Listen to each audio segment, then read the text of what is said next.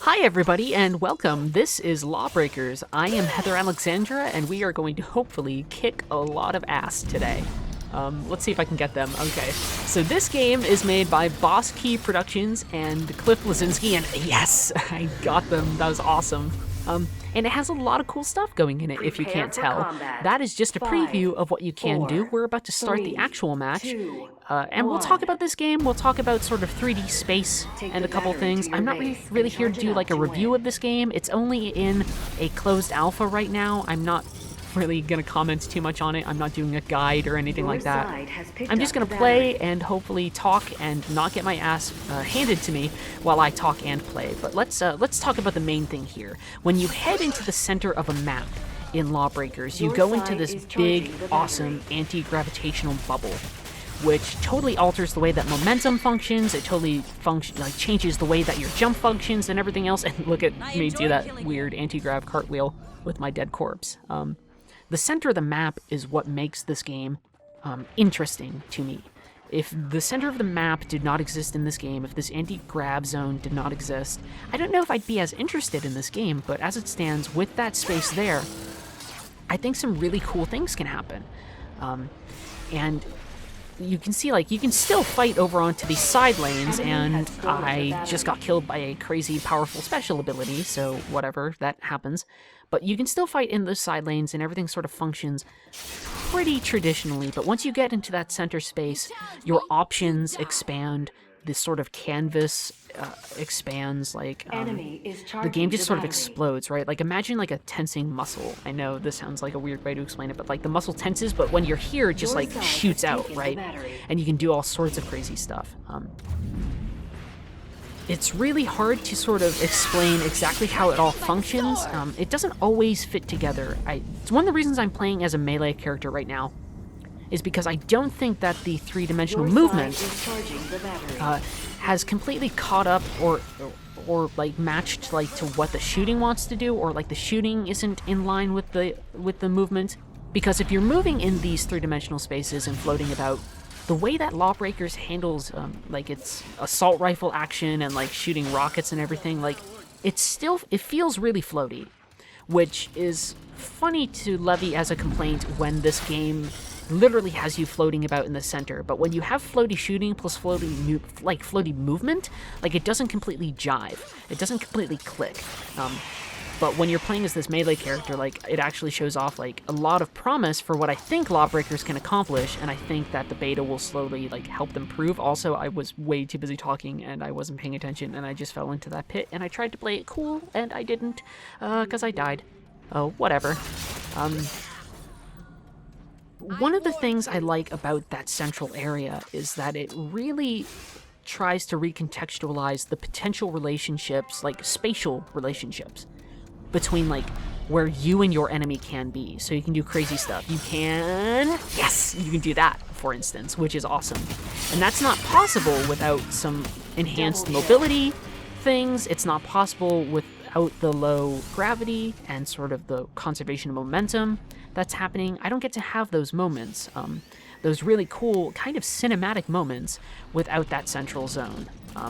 I think, to a certain extent, this central zone, it's not unique, right? It's not something that you say, well, look, like, Lawbreakers is changing the game. If any... oh god, I'm gonna die. Oh my god, I'm gonna die. Sorry, I got distracted. Lol. Sorry, I was talking and then there was a person, and we'll go for it. Lawbreakers isn't changing, like, first-person shooters by any stretch of the imagination. If anybody ever tells you, like, we are changing the game, don't trust them. Game changers are very rarely, like, the people who actually profess that they are game changers. But what Lawbreakers is doing is that it's building upon a foundation that I think has been slowly building within first-person shooters for the last, I don't know, 15 years? And to talk about that, let's just talk about the way that first-person shooters have handled space. And let's go, like, back towards the beginning, even though this isn't, like, the beginning, but it's close enough. Let's think of, like, the spaces of Wolfenstein 3D. That game is on a flat plane, and the only thing that complicates what happens in that space is whether or not there's like raw architecture in between you or the enemies. So it's a lot of blocks in the way, it's a lot of tight corridors kind of put together and well composed, and the maps are highly designed to send you down certain paths. That begins to break open when you get to other shooters. I mean, id starts to break out of that like immediately in Doom. Like even when you think of like E1, M1 of Doom, like there's imps up top. Like there's, when you go into that central room with all the acid pits, like there's an imp up top that's attacking you, and that's like, it seems like such a small thing nowadays, but it's a fundamental change in how you handle your relationship towards enemies and how you handle navigating in a space. And that was a good start, and we saw like on the PC, like the PC started or wanted to like build upon this. Okay, good. Frenzy kills are so easy in this game. I love it.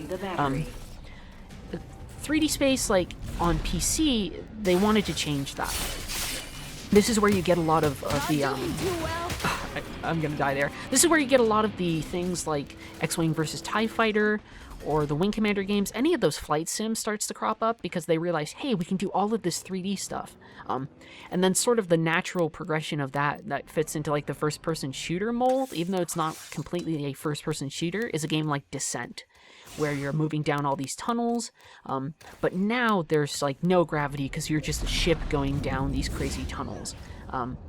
That didn't work out too well because we didn't have a full grasp upon like how we wanted to handle space in games yet, and also I don't think we had a good grasp of like how we wanted to allow players to navigate through those spaces.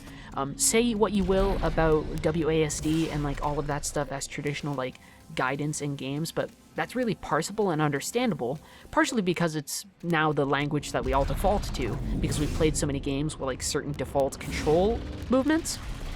But back when we were first starting to experiment with 3D space, it didn't work out completely well. It started to get better once we got into Quake and once we got into Unreal, right? And it really starts to expand in the modern day when we are sort of doing like the last couple years and we look at, say, like Advanced Warfare, Call of Duty, and we add a lot more verticality by actually giving us like strict and like well-defined abilities to jump and then navigate that space. In Call of Duty, it's a little stiff. I think that the Atlas suits are a great idea and something that franchise desperately needed in order to reinvigorate and like reinvest like our interest. Like that series was starting to get stale, and it was very smart of them to say, hey, the way that we can make this less stale is by actually like taking advantage of the fact that we can build more interesting levels and we can have more interesting combat encounters if we actually expand the space that the player is allowed access to. That's a smart design decision. It really is. But it's incomplete, and I think Lawbreakers sort of builds on that because all game design is iterative, right? Every game builds upon like another game that builds upon another game. And in this case, I think Lawbreakers is taking a lot of what existed in like Call of Duty and some of those modern titles, tossing back in that sort of sense that existed in Unreal, which makes sense because Mr. Blazinski worked on the Unreal games. And so that sense of like, hey, I'm gonna jump on a jump pad and like then bounce across the sky and maybe shoot someone, like that's the beginning of it. And then now the more natural expression of that is, well, let's get rid of jump pads and all that, and let's just like create space that automatically allows the player to do all these things, and let's give them all the tools to do those things on their own terms, right? Let's not make them dependent upon geometry or objects in the space. At least not as dependent as we would be if like the only way I could jump around was like using like jump pads or anything, but giving me like the actual like mechanical skills and abilities to navigate the space in a way that is interesting and competent, turns Lawbreakers into a game that I enjoy playing. I don't know if the gimmick will get old quick or anything like that, but it feels fun to play. And while fun is not everything for games, fun is still one of the more important things for games. And this game clearly wants to capture a sense of sort of carefree competition and badassery and violence. And it's very smart of them to build on that by giving you more space to like screw around in and play in. So I love it. I think I'm getting to the end of the match. I think we're gonna win. This was Lawbreakers. I hope you think it's really cool. Hopefully it'll come out for people to play soon. Otherwise, I will see you around. Have a good day.